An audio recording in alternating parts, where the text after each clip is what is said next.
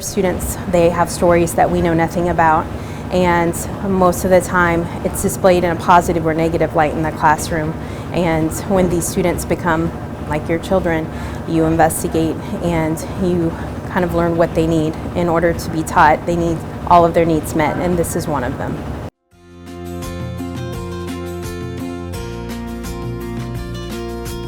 Nobody wants to come to school like with same clothes or dirty clothes.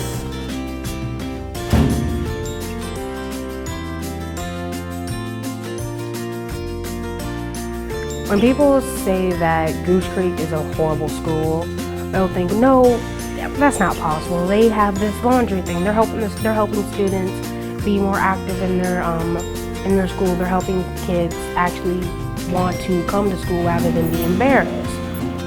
I'm actually proud to be a leader here. It's making a difference in the school.